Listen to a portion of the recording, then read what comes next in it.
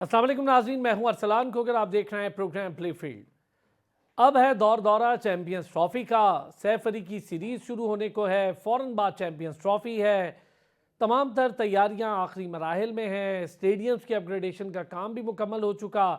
बस सब चीज़ें अब तैयार हैं और स्टेज सजने को है। लेकिन उससे पहले जो पाकिस्तान टीम का स्क्वाड अनाउंस हुआ है, ये जो स्क्वाड अनाउंस हुआ है उसके बाद इस कदर बातें शुरू हो गई मीडिया पर, सोशल मीडिया पर, हर जानिब क्रिकेट फैंस अपनी अपनी राय देने पर मजबूर। फ़हीम अशरफ और खुशदिल, इन दो को लेकर बहुत बातें हो रही हैं। एक स्पिनर अबरार, मेजर स्पिनर एक है अबरार, जिसके साथ हम जा रहे हैं। सऊद शकील की भी वापसी हो गई स्क्वाड में। पहले बहुत तनकीद करते रहे आकिब जावेद, लेकिन अब सऊद शकील की वापसी हो गई स्क्वाड में। फिर पेस अटैक, पेस बैटरी में हसनैन भी होंगे, नसीम शाह भी होंगे, हारिस भी होंगे और शाहीन शाह अफरीदी भी होंगे। और हमारे पास अगर हम लाइनअप देखें, खासी कंफ्यूज दिखाई दे रही है। खुशदिल की वापसी कहाँ पर होगी, किस नंबर पर होगी? सऊद शकील को किस नंबर पर एडजस्ट किया जाएगा? फ़खर जमान को बाहर रखने की क्या रीज़न थी अगर आपके पास कोई ऑप्शन ही नहीं था? एक साइम अयूब अनफिट हुआ और पूरी की पूरी टीम एक्सपोज हो गई, या पूरी की पूरी सिलेक्शन क्राइटेरिया की वो बॉडी ही एक्सपोज हो गई, इसका स्ट्रक्चर एक्सपोज हो गया कि साइम के तरह खेलने वाला या साइम की तर्ज पर क्रिकेट खेलने वाला अब कौन सा प्लेयर होगा जो ओपन करेगा? अब्दुल्ला शफीक मुसलसल नाकामियों के मुंह दिखाते रहे और इतना दो चार हुए नाकामियों से कि मजबूरन उन्हें बाहर बिठाना पड़ा। लेकिन अब वो उनके हवाले से कोई ये बात नहीं कर सकता कि उन्हें भरपूर मौका नहीं मिला। उन्हें भरपूर से भी दो तीन हाथ आगे मौका मिल गया। शान मसूद एक मुसलसल फेलियर है, टेस्ट में भी 12-12, 15-15 इनिंग्स, कभी तो 30-30 इनिंग्स गुजर जाती हैं और शान मसूद के बल्ले से कोई बड़ा स्कोर नहीं आता। उनका भी नाम लिया जा रहा था। इमामुल हक, इमामुल हक को बाहर किया गया था, कुछ ज़ाती मामलात थे, कुछ टीम के मामलात थे, वो सब जानते हैं। फिर इमामुल हक को डोमेस्टिक खेलनी पड़ी और डोमेस्टिक में भी स्कोर किया, लेकिन उन पर भी एक टैग लग चुका है कि इमामुल हक अपने ज़ाती माइलस्टोन के लिए खेलते हैं। वो अपनी परफॉर्मेंस 50 तक देते हैं, उसके बाद वो उसको कन्वर्ट नहीं कर पाते हैं 100 में। तो ये भी एक बड़ा मसला था। अब फ़खर को वापस लाएं, फ़खर के साथ कौन होगा जो ओपनिंग पेयर बनाएगा? मिडिल ऑर्डर क्या हो सकता है? फ़हीम अशरफ कहाँ से आ गए और कैसे खेलेंगे? और क्या फ़हीम अशरफ इतने जानदार ऑलराउंडर हैं कि हमें चैंपियंस ट्रॉफी जैसे अहम इवेंट में उनकी ज़रूरत होगी? उनका क्या मुकाबला हम पांड्या से करने जा रहे हैं या किससे करने जा रहे हैं? इन सारी चीज़ों पर बात करेंगे। आज बड़ी खुसूसी दावत पर हमारी बड़े अरसे के बाद हमें ज्वाइन किया है, हमारे लिए उस्तादों का दर्जा रखती हैं मैम लीना मोइन साहिबा। बहुत सीनियर क्रिकेट कमेंटेटर है, बल्कि अगर मैं गलत ना हूँ तो शायद एशिया भर में पहली फीमेल क्रिकेट कमेंटेटर भी मैम लीना मोइनी है। मैम ने हमें ज्वाइन किया। मैम अस्सलाम वालेकुम। वालेकुम सलाम। अरसलान, कैसे हैं आप? और बिल्कुल आप गलत नहीं है, मैं एशिया की पहली कमेंटेटर हूँ और मुझे इसमें I am very proud about that. So आप बिल्कुल गलत नहीं। मैम हम सारे इस पे बड़ा प्राउड फील करते हैं कि अल्हम्दुलिल्लाह देखिए, क्रिकेट को जब दवाम बख्शा गया तो कमेंट्री का वक्त आया तो हमारी तरफ से फीमेल कमेंटेटर भी पहली पाकिस्तानी है, तो ये भी बहुत अच्छी और बड़ी बात होगी। और सभी जानते हैं मैम, गूगल पे ऐसे खुल के लिखा हुआ है तो सारे ही जानते हैं। अच्छा मैम लीना, पहले आज ज़रा काफ़ी सारी चीज़ें, इसलिए मैं सोचा कि मैं और आप ज़रा वन ऑन वन चीज़ें डिस्कस कर लें। हमारे पास टाइम थोड़ा चूँकि बहुत लंबा नहीं होता शो का, तो मैंने कहा कि आपके साथ बहुत चीज़ें होंगी तो ज़रा टाइम कम पड़ जाएगा। मैम ये हम्म। बताएं कि टीम अनाउंस होती है, इस हम्म। टीम की अनाउंसमेंट से पहले ही चहमगोइयाँ शुरू हो जाती हैं।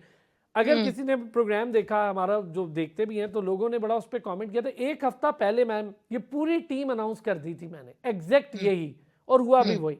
फ़हीम अशरफ, इससे शुरू हम्म। करूंगा फिर मैं आऊँगा बाकी चीज़। फ़हीम अशरफ मैम, क्या क्राइटेरिया है, क्या कैलिबर है, क्या हम उसको पांड्या के मुकाबले का ऑलराउंडर समझते हैं? देखिए, फर्स्ट ऑफ ऑल तो जिन पिचेस पे हम खेल रहे हैं ना, हमारे पास जितने फास्ट बॉलर्स हैं वो पहले ही काफी हैं, तो हमें एक फास्ट बॉलिंग या मीडियम पेस ऑलराउंडर की जरूरत ही नहीं है। यही टूर्नामेंट अगर हम साउथ अफ्रीका में या ऑस्ट्रेलिया में, इंग्लैंड में खेल रहे होते तो फिर आप कह सकते थे, ऑस्ट्रेलिया में, कि आप कह सकते थे कि कोई जवाब बनता था।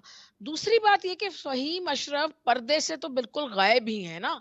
कोई साल डेढ़ से उनका पता ही नहीं है। इरफान नियाजी आ गए, उन्होंने अच्छा परफॉर्म भी किया, क्रिटिकल मौकों पे थोड़ा कैलिबर भी दिखाया। वो एकदम गायब हो गए और ये एकदम आ गए। तो ये जो लोग नाराज़ हो रहे हैं और मीडिया नाराज़ हो रहा है, वो इसीलिए हो रहा है कि क्योंकि फ़हीम अशरफ इतने दिन से गायब थे, कोई परफ़ॉर्मेंस नहीं थी, टीम से बाहर थे। अचानक वो कहाँ से आ गए? मसला फ़हीम अशरफ का नहीं है, मसला ये है कि भई अचानक कोई होता ही नहीं है और वो आ जाता है। और कोई लोग उसका कुछ हेड और टेल ही नहीं समझ सकते कि क्या रीजन है। तो देखिए मैं इसमें एक बात करती हूँ। मैं अब थोड़ा-सा आपको पर्सनल एग्जांपल देती हूँ। देखें, मुझे किसी से बात करनी होती है ना खुशी की या नाराज़गी की किसी चीज़ में, मैं क्लियर कट बात करती हूँ। ट्रांसपेरेंट बात करती हूँ कि यार मैं तुम पे इस बात पे खुश हूँ बहुत ज़्यादा और इस पे नाराज़ हूँ, और अगर नाराज़ होते हैं तो वो बंदा भी अपनी बात बता देता है। बात ट्रांसपेरेंट हो जाती है और आप एक खुशी की राह पे, क्लैरिटी की राह पे, एक ट्रांसपेरेंट होने की राह पे गामजन हो जाते हैं, ठीक है? बिल्कुल। हमारा क्रिकेट बोर्ड क्या करता है, ये कभी कॉन्फिडेंस में मीडिया को लोगों को लेता ही नहीं। अब फ़हीम अशरफ क्या है, क्यों आया, जिसका क्या रोल है, खुशदिल क्यों आया, क्या रोल है? मैं आपको ये बता सकती हूँ कि खुशदिल का रोल तो मुझे थोड़ा समझ आता है, वो ये कि मुल्तान सुल्तान को जब कैप्टन कर रहा होता है रिजवान, तो वो बहुत अच्छा यूज करता है उसको, खुशदिल को। वो चोक करता है बैट्समैन को, विकेटें लेता है, तो शायद रिजवान का यही ख्याल है। और अभी वो किसी लीग में कुछ बैटिंग फॉर्म भी दिखा के आया है। तो आप ये कह सकते हैं जी खुशदिल को आप एज अ स्पिनिंग ऑलराउंडर ले रहे हैं, या फिर आप इसलिए ऑल स्पिनर्स नहीं खिला रहे कि खुशदिल भी आपके पास है, आपके पास सलमान आगा भी है और आपके पास इब्रार भी है, तो 3 स्पिनर हो जाते हैं। तो आप ये क्लैरिटी से बात करें ना, लोगों को कॉन्फिडेंस में लें, मीडिया को लें, तो ये सारी बातें, रोल डेफिनेशन बताएं, कप्तान की थिंकिंग बताएं, तो ये बातें खुशदिल के जो हवाला है वो तो एड्रेस हो जाएगा। लेकिन फ़हीम अशरफ का तो मुझे भी नहीं समझ आ रहा, ना कोई सर है, ना कोई पाऊँ उस बात का। अच्छा मैम, एक चीज़ देखें, मैं हुँ, ज़रा अगर आपसे डिस्कस कर लूँ, अभी ज़रा खुल के करते हैं। हुँ, खुशदिल और फ़हीम अशरफ, हम हुँ, बांग्लादेश प्रीमियर लीग के रिकॉर्ड्स पर या बांग्लादेश प्रीमियर लीग के थके हुए बॉलिंग स्टैंडर्ड्स के सामने खेलने वाले, जहाँ पर पैसे भी नहीं दे रहे प्लेयर्स को, बेचारे प्लेयर्स के ट्रांसपोर्ट इतनी नहीं थी कि वो ग्राउंड तक जा सकते, तो ये हाल हो गया हुँ, वहाँ। हुँ। उस प्रीमियर लीग को लेकर हम सिलेक्शन क्राइटेरिया बना रहे हैं, ये तो बड़ा अनफॉर्चुनेट हो जाएगा और बड़ा डैमेजिंग पार्ट हो जाएगा। देखिए, अरसलान, क्राइटेरिया आप बिल्कुल सही कह रहे हैं कि नहीं होना चाहिए लीग का, वो भी बांग्लादेश जैसी लीग का। चले कोई साउथ अफ्रीकन लीग खेल के आ रहा हो या बिग बैश खेल के आ रहा हो, वहाँ परफॉर्मेंस देख के आ रहा हो, या तो आप उसको पीएसएल के बाद आ रहा हो, तो आप उसको वैल्यू देते हैं कि यार ये भी लिमिटेड ओवर है। हालाँकि टी20 और वनडे में फ़र्क है, लेकिन आप मतलब आप मैं एग्री करती हूँ आपसे। खुशदिल का तो देखिए, मैंने आपको पहले भी बताया कि शायद कप्तान जो है रिजवान, शायद वो उसका जो उस वो कॉन्फिडेंस शो करता है उसको पीएसएल में, जब वो मुल्तान को लीड कर रहा था, शायद उसी तरह वो इन पिचेस पे उसको यूज करना चाहता है। लेकिन उसमें भी यही बात है ना, जैसे मैंने कहा कि यार जब जब तक ट्रांसपेरेंसी नहीं होगी, बात साफ नहीं होगी, लोगों के सामने नहीं होगी, तो लोग तो और फैंस और मीडिया तो सब एतराज करेगा। लेकिन जो फ़हीम अशरफ की बात है, वो तो बिल्कुल ही समझ नहीं आ रही। इन पिचेस पे आपके पास 4 फास्ट बॉलर्स हैं, आपके पास जेन्युइन स्पिनर है, 2 चलें जी आप खुशदिल और सलमान आगा को मिलाएँ तो आपके पास 3 हो जाएँगे। लेकिन इसमें आप कहाँ एडजस्ट करेंगे? तो वो मुझे वैसे ये मैं आपको अच्छा मैं थोड़ा-सा डिस्क्लेमर भी देती हूँ। लोग जब टुक-टुक और पर्ची कहते हैं ना, मेरा दिमाग बिल्कुल खौल जाता है। मतलब आई हेट दोज़ वर्ड्स। आपको भी पता है कि मुझे ये इस तरह की जो बकवासियात हैं, आई बिल्कुल। Don't like it. लेकिन बंदा फिर सोचने पे मजबूर हो जाता है कि यार कौन-सी सिफ़ारिश उसको चला रही है। जैसे बंदा सोचता है कि यार कौन-सी सिफ़ारिश थी जो कि शान मसूद को टेस्ट का कप्तान बनाया जिसने। कैसे हुआ ये? और इसी तरह अच्छा मैम, आप फ़हीम मैं अशरफ के चाहूँगा, बारे में ये सोचते हैं जो कि मेरी अब आपकी क्या, अगर डिस्कशन, वो टीम मैम के मैम साथ ही लीना, नहीं है साल से, एक बड़ी अहम तो क्या डिस्कशन वजह है। है? मैम लीना, ये जो है ना, ये मैं एक ब्रेक लेने जा रहा हूँ, ब्रेक से वापस आता हूँ, आपसे ज़रा इस पर डिस्कस करूँगा। ये जो आप बात कर रही हैं, जहाँ पर हम हुँ, सोचते हैं कि यार नहीं, ये लोग खेलते हुए आ रहे हैं, एक सिस्टम से आ रहे हैं, डोमेस्टिक खेल हुँ, रहे हैं, लीग से, वहीं पर अब गैर ज़रूरी तौर पर खिलाड़ियों को स्क्वाड्स में डाल के अब उनको पर्ची करार दिलवा दिया जाता है। हालांकि वो हुँ, खेल भी रहे होते हैं, ठीक है, वो अपने किसी हिसाब से सिलेक्ट हो गए हों, लेकिन चूंकि उनकी परफॉर्मेंस आवाम को नहीं दिख रही, एक्सपेक्टेटर्स को नहीं दिख रही, क्रिकेट एक्सपर्ट्स को नहीं दिख रही, तो फिर वो लोग सारों के बारे में मशहूर है, इससे प्लेयर भी ख़राब होता है। अच्छा, मैं वापस आऊँगा, ये जो जिक्र कर रही हैं अभी मैम लीना, ज़रा इस पर भी बात करेंगे। ये जो पर्ची सिस्टम है, फिर दूसरा आकिब जावेद इतनी बातें करते रहे, इतनी सख्ती की बातें, स्क्वाड की बातें, ये फ़हीम अशरफ को लेके कई दफ़ा उन्होंने कहा, उन्होंने खुशदिल को लेके कई दफ़ा खुद ये बात की, सऊद शकील के बारे में सब जानते हैं, उन्होंने बड़ी दूसरे तर्ज पे एक बात की थी। तो अब वही लोग सारे हमें टीम में नज़र आ रहे हैं, ले देकर वही जो बाबर आजम के टाइम पे स्क्वाड था, बाबर पर भी यही सारे इल्ज़ाम थे कि भाई ये कभी फ़हीम को खिला देते हैं, कभी हसन अली को, कभी खुशदिल सिंह की जान नहीं छोड़ रहे, कभी आसिफ की जान नहीं छोड़ रहे, कभी शादाब की, तो ले देकर वही सारे नज़र आ रहे हैं। वापस आते हैं ब्रेक से, इस पर ज़रा बात करते हैं। Welcome back. बदियुल जमात साहब ने भी हमें ज्वाइन कर लिया, मैम लीना हमारे साथ मौजूद हैं। बदियुल जमात साहब सीनियर स्पोर्ट्स जर्नलिस्ट हैं, कराची में क्या कुछ हो रहा है उस पर भी बात करेंगे। बदी भाई, मैम लीना के साथ ज़रा डिस्कशन चल रही थी फ़हीम अशरफ और खुशदिल को लेके। बड़ा ठीक उन्होंने कहा कि कुछ प्लेयर्स हैं वो कहना भी नहीं चाहती, कभी भी नहीं कहती मैम लीना, लेकिन लोग खुद अपने आप को कहलवाने के लिए ये सिलेक्शन का क्राइटेरिया ऐसा बना लेते हैं कि लोग कहने पे मजबूर हो जाते हैं, पर्ची लग गई, किसने डलवा दिया। क्या फ़हीम अशरफ और खुशदिल जस्टिफाई करते हैं अपनी सिलेक्शन को? देखिए, अगर आप अफरान भाई बात करें इनके जो सिलेक्शन पर, तो आप अगर इनको लेना था तो आपको पहले इनको कुछ जो इवेंट में खिलाते, उसके बाद जो है वो ट्राई सीरीज या फिर चैंपियंस ट्रॉफी में लेते। जिस समझ से बालातर है कि एक बंदे को जो है ना आप बीपीएल की में अच्छी परफॉर्मेंस के ऊपर जो है T20 पर आपने उसको वनडे स्क्वाड में शामिल कर लिया। फ़हीम अशरफ की कोई कारकर्दगी है नहीं, परफॉर्मेंस है नहीं, उसको जो है आपने टीम में ले लिया। तो ये पाकिस्तान में सिलेक्शन का क्राइटेरिया कुछ समझ से बालातर है। मैं असद शफीक की प्रेस कॉन्फ्रेंस सुन रहा था, तो असद शफीक ने ये खासतौर पर कहा कि हम चाह रहे हैं कि सीनियर खिलाड़ी हों, जो तजर्बाकार हों, जो प्रेशर में टीम को जो है वो लीड कर सकें। मुझे ये बताएं कि कौन सा प्रेशर ऐसा है, कौन सा मैच ऐसा है जिसमें फ़हीम अशरफ ने प्रेशर को अपने ऊपर लेकर जो है वो पाकिस्तान टीम को मैच जितवाया हो, या खुशदिल शाह ने कोई ऐसा मैच जितवाया हो सवाए PSL के।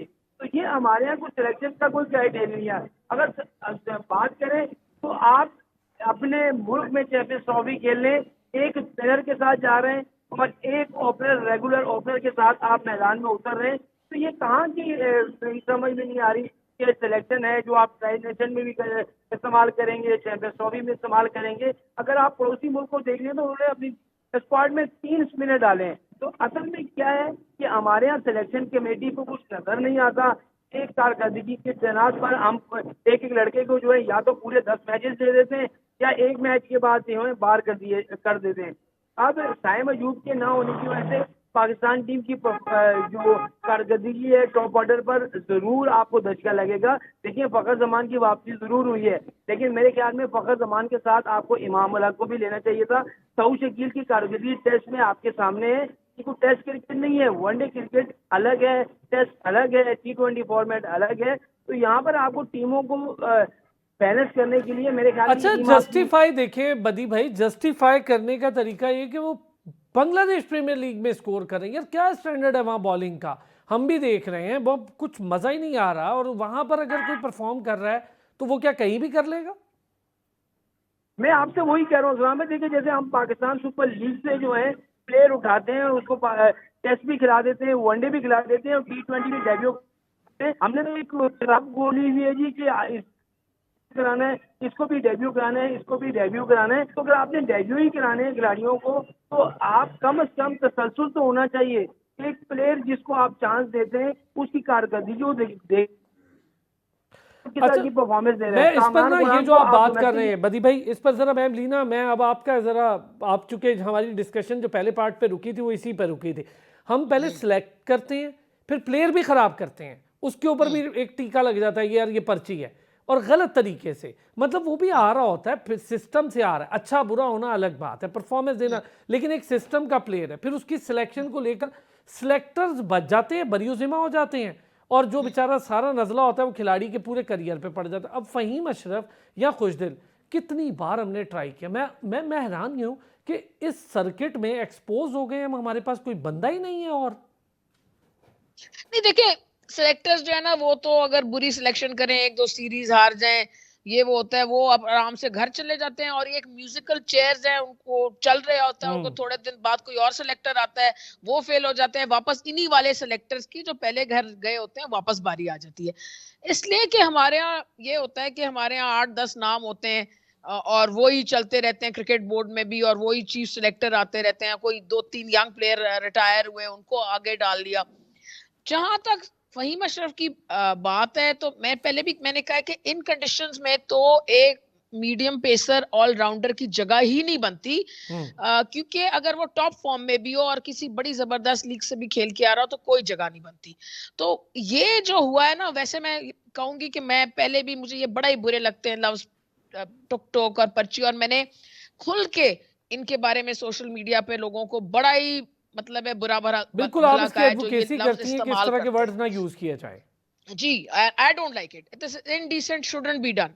लेकिन जब आप इस तरह करेंगे तो लोगों को आप उकसा रहे हैं कि वो ये लफ्ज इस्तेमाल करें, बुरी जबान इस्तेमाल करें और प्लेयरों के बारे में बुरा भला कहें, तो कोई तुक ही नहीं बनता था फहीम अशरफ का, तो कहीं से कोई तुक बनता ही नहीं है।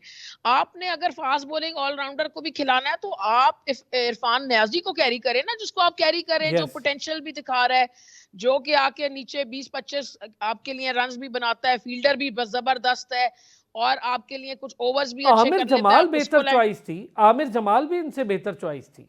बिल्कुल बिल्कुल, आमिर जमाल भी इसी तरह अच्छा स्पिरिटेड लड़का है, वो भी नीचे आके रन्स बनाता है, ओवर्स भी अच्छे करता है, ट्रायर तो है ना। अब फहीम अशरफ क्या है, वो भी मैं नहीं कह रही कि बुरा प्लेयर है, लेकिन मुझे कोई चीज याद ही नहीं है उसकी कि यार उस पाकिस्तान को मुश्किल वक्त में ये फलाना मैच फहीम अशरफ ने जिताया था, एक भी नहीं। अब जब शादाब की मुझे एक ही चीज याद है, वो जो युवराज वाली बस चैंपियंस ट्रॉफी चैंपियंस में ट्रॉफी। एलबीडब्ल्यू थी, उसके बाद आगे पीछे मुझे कुछ याद नहीं। इसी तरह बिल्कुल। मुझे तो फहीम अशरफ की एक भी कोई चीज याद नहीं। तो मैं यही कहती हूँ कि आपके पास यंग प्लेयर्स हैं, आप कहाँ गायब कर देते हैं, आपने गायब कर दिया ना इरफान नियाजी को। तो बिल्कुल ये this is not a good practice. और मतलब जहां तक एक अभी बात हो रही थी सऊद शकील की, तो सऊद शकील को तो मैं तो चाहती ही थी कि वो टीम में हो, क्योंकि हमें नंबर 4-5 पे एक लेफ्ट हैंडर जरूरत है। ये 50 ओवर्स की गेम है, इसमें अगर आपके पहले 15 ओवर में 3 विकेटें गिर जाती है तो आपको सऊद शकील जैसा एक स्टेबल बैट्समैन जरूरत है, ठीक है। जो कि इनिंग आपको 50-60 रन दे दे और वक्त आने पर तेज भी खेल सकता है, और लेफ्ट हैंडर है। तो आपको वो तो सऊद शकील पे मुझे एतराज नहीं है, लेकिन इस पे फहीम अशरफ पे एतराज है। अच्छा और मैम लीना, सऊद जी, शकील पे जो मैं समझता हूँ, एक हमें एतराज जो नहीं, लेकिन एक तरीका कार पे जरूर है कि यार ना ऑस्ट्रेलिया खिलाया, ना साउथ अफ्रीका खिलाया, अचानक चैंपियंस ट्रॉफी से 8 दिन पहले आपने सैफ अफ्रीकी में डाल के और डायरेक्ट चैंपियंस ट्रॉफी, तो भाई अगर वो आपका हिस्सा था, प्लान का हिस्सा था, तो खिलाते। किसी को खिलाते ही नहीं है और अचानक डाल देते हैं। यही तो मैं पहले कह रही थी, अगर हिस्सा नहीं भी था और अब कोई आपने बैठ के मीटिंग्स की, कोई आपकी रीजनिंग बनी, तो हमसे भी डिस्कस करें, लोगों से भी डिस्कस करें कि यार हम इसको सेलेक्ट कर रहे हैं, ये वाला रोल हम इसको दे रहे हैं, हम इस नंबर पे इसको खिलाएंगे, हम ये इससे चाहते हैं। हमारी प्लेयर से डिस्कशन हुई है, वो रेडी है, प्रिपेयर्ड है, उसको अपना रोल पता है। देखिए ऑस्ट्रेलिया में ये सब कुछ होता है, वो कहीं से उठा के प्लेयर ले आते हैं, पर लेकिन वो मीडिया से लोगों से डिस्कस करते कि इससे हमारी ये डिस्कशन होती है, ये हुई है, हम एग्जैक्टली ये 25 रन इससे चाहते हैं 15 बॉलों पे, या हम इससे 50 रन चाहते हैं 45 बॉलों पे, और हम इसको वैल्यू करते हैं एज अ थिंकर।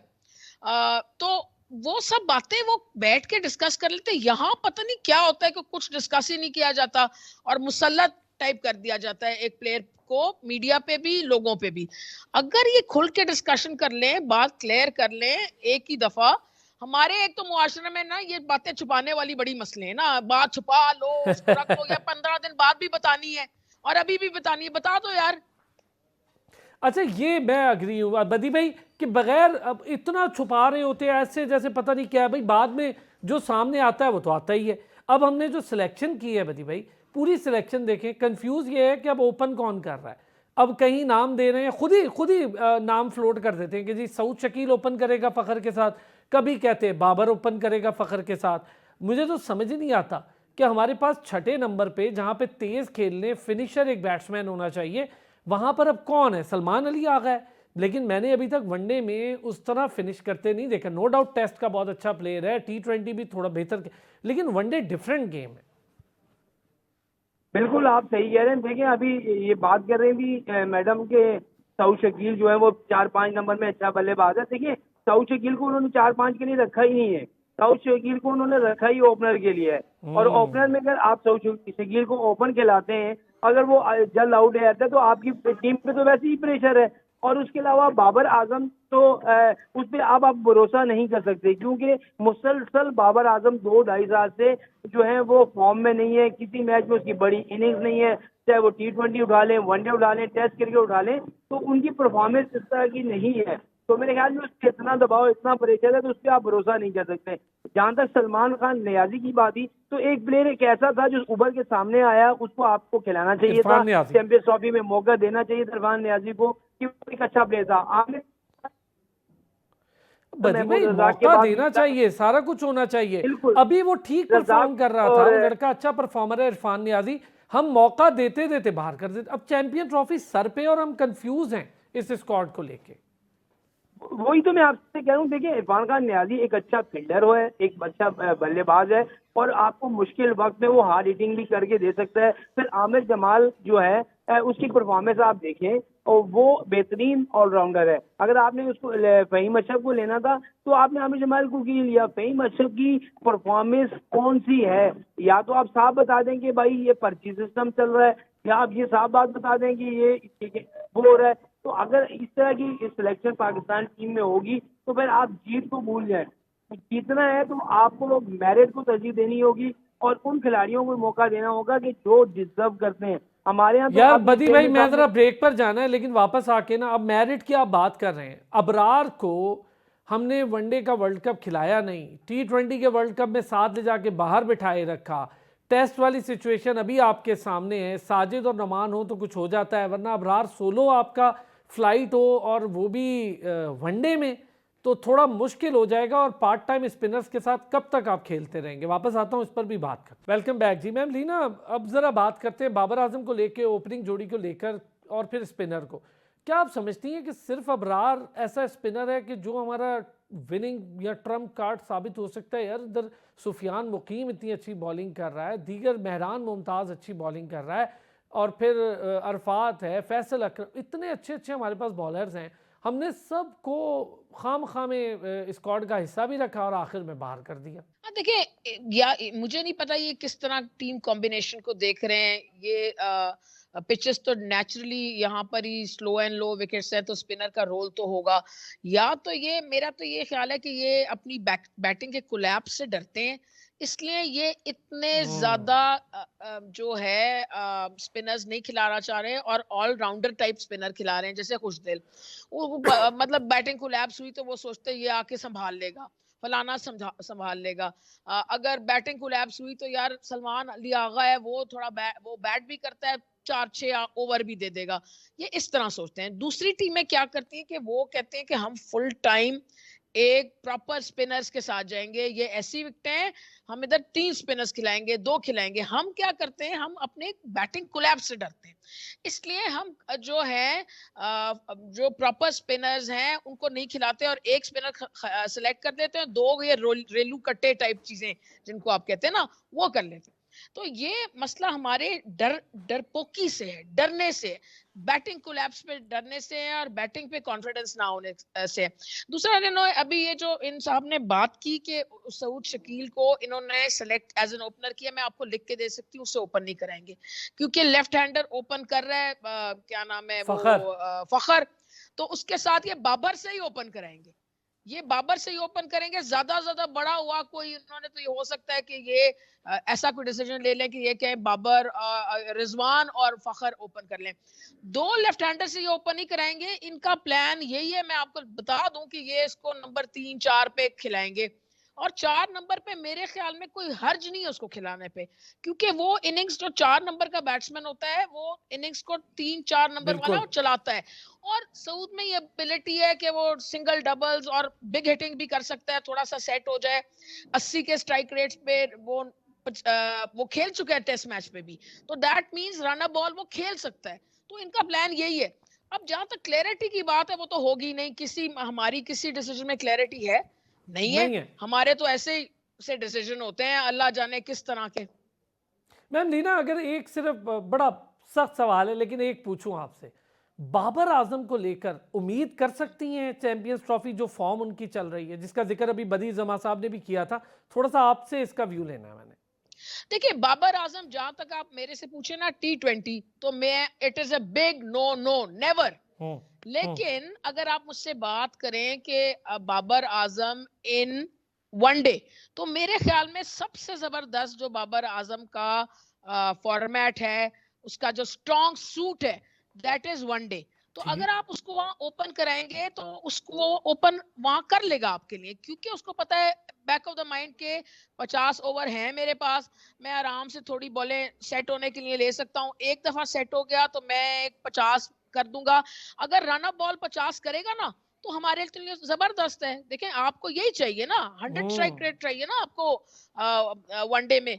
जहां आपको 140 की चाहिए होती है T20 में, वहां वो फिट नहीं है। मैंने नेवर का लफ्ज इस्तेमाल किया, मुझे पसंद नहीं है। आई डोंट लाइक इट, मुझे इस तरह के कंफर्म्ड वर्ड्स पसंद नहीं जी है। जी। तो मैंने फिर भी इस्तेमाल किया, क्योंकि मेरे ख्याल में ये जो है वनडे में ही could be a good option, because at the back of his mind he will know कि मेरे पास टाइम है सेटल होने का, मैं लंबा खेल सकता हूँ, 300 बॉलें हैं मेरे पास, कोई प्रेशर नहीं है कि हर बॉल पे चौका लगाना है, थोड़ा सा सेट हूंगा तो अगर मैं वन रन अप बॉल 50 कर ली तो भी काफी है। तो इसलिए मेरे ख्याल में उसे ओपन कराएंगे, and it wouldn't be a bad move. He is a calibre player. मेरा तो बाबर से एतराज होता है ना कि वो T20 प्लेयर बिल्कुल नहीं है, test and one day he is a good player. Sir, मैं जी, बाबर सवाल आजम का के स्ट्राइक रेट को लेकर के इस फॉर्मेट में स्ट्राइक रेट को लेकर बात नहीं होगी, और बाबर आजम को ये फॉर्मेट में ओपनिंग सूट करती है। दूसरा, टेल लंबी करने के चक्कर में ऑलराउंडर्स की भरमार हो गई है। देखिए अपना अरसलान भाई, मेरे तो नहीं इस हक में नहीं हो कि बाबर आजम को आप ओपन कराएं। मेरे ख्याल में जो उसका नंबर है, आप उसको 3 नंबर पे भी गलत भेजते हैं। उसका जो 4 नंबर है, उसी 4 नंबर पे खिलाएं, क्योंकि एक प्लेयर जो होता है उसका एक मखसूस नंबर होता है, और उसी नंबर पे अगर आप उसको खिलाएंगे तो वो अच्छी परफॉर्मेंस देगा। इससे पहले हम आपको याद होगा जब रिजवान से हमने एक सवाल किया था पहले, तो रिजवान ने यही कहा था जी कि मेरा ये नंबर है, मैं इसमें खेल कर ज्यादा सूझबूझ साबित हो सकता हूँ। तो ये ओपन भेज देना तो वो रन कर देगा, 3 नंबर पे या 4 नंबर पे रन कर देगा, ऐसा कुछ भी नहीं है। आपको सिर्फ और सिर्फ परफॉर्म करना है। और बाबर आजम, देखिए आपको 50 ओवर पूरे, बाबर आजम को 50 ओवर पूरे खेलने पड़ेंगे अगर उसकी बैटिंग आती है। वो कोशिश ये करे कि यार मैंने जो है नॉट आउट जाना है और मैंने पाकिस्तान टीम को जिताना है। जब ये चीज आपकी होगी, जब ये सोच आपकी होगी, तो आप कभी भी जो है वो नाकाम नहीं होते। लेकिन मसला ये है कि उस पर इतना प्रेशर आ गया है, इतना प्रेशर आ गया है कि वो अब बैटिंग करने की ज्यादा, आप देखें बहुत सारी ऐसी बॉलों पे वो आउट हो जाता है जिसको वो आउट नहीं होना चाहिए, सीधी बॉल पे वो बोल्ड हो जाता है। उसके अलावा स्पिनर को काफी जो है वो उसको सही जो है, है तंग करते हैं, स्ट्रगल स्पिनर कर पे रहा वो है, आउट हो जाता है। जी जी। स्पिनर पे स्ट्रगल कर रहा है बदी भाई। ये मैं हैरान इस बात पे, इतना बड़ा प्लेयर है, इम्प्रोवाइजेशन, फिर मौका मिलता है तो वो डोमेस्टिक भी नहीं खेल रहे। 12-12 साल बाद विराट कोहली को खेलनी पड़ रही है।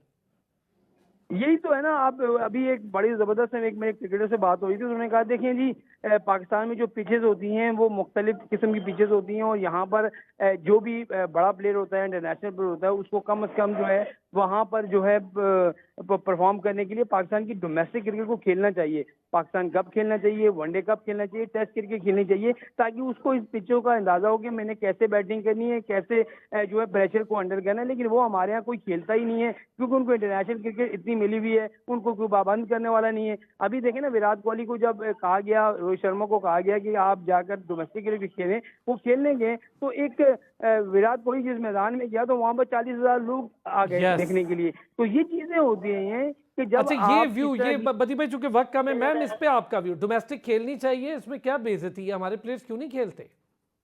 बिल्कुल खेलनी चाहिए, लेकिन डोमेस्टिक इन्होंने बिल्कुल खिचड़ी बना दी है। देखिए, सिंपल होनी चाहिए डोमेस्टिक। एक आपका प्रीमियर कायद आजम ट्रॉफी होना चाहिए, एक आपका प्रीमियर पाकिस्तान कप होना चाहिए, और एक आपका प्रीमियर वनडे नेशनल T20 होना चाहिए, जैसे कुछ साल से था। अब 10,000 कंपटीशन, यार मुझे खुद, मैं क्रिकेट से इन्वॉल्व हूं, मुझे नहीं समझ आती ये क्या हो रहा है, ये कौन सा कंपटीशन हो रहा है आजकल, क्या चल रहा है, ये क्या मतलब। आप पहले तो उसको स्ट्रीमलाइन करें, फिर आप प्लेयर्स को पैसे, आप डोमेस्टिक में अगर उसको उतने पैसे ऑफर करेंगे जितना टेस्ट मैच में कर रहे हैं, वो खेलेगा। आपने डोमेस्टिक की वैल्यू खुद ही उसको खिचड़ी बना के उसकी बेड़ा गर्क किया हुआ है। आप पहले डोमेस्टिक को सॉर्ट आउट तो करें, ठीक यार है ये मैम, 3 क्योंकि हमने वक्त कम चीजें था। खेलनी है, और पैसे दें प्लेयर्स को, फिर ओ वो यस, खेलेंगे। पैसे दें, डोमेस्टिक को सॉर्ट आउट करें, कोई एक प्रीमियर अपना टूर्नामेंट रखें जिसमें क्वालिटी क्रिकेट हो, पिचेज ऐसी बना दें कि लड़के उसमें चैलेंजिंग सिचुएशन फेस करें। चैलेंजिंग अभी नहीं करेंगे फिर उनको नेशनल में आके करनी पड़ती है जहां वो बिल्कुल ही बेचारे फिर रह जाते हैं। Ma'am Leena Moin, thank you so much. Badiuzzaman साहब आपका बहुत शुक्रिया। कल फिर होती है नाज़रीन आपसे मुलाकात, अपना ख्याल रखिए।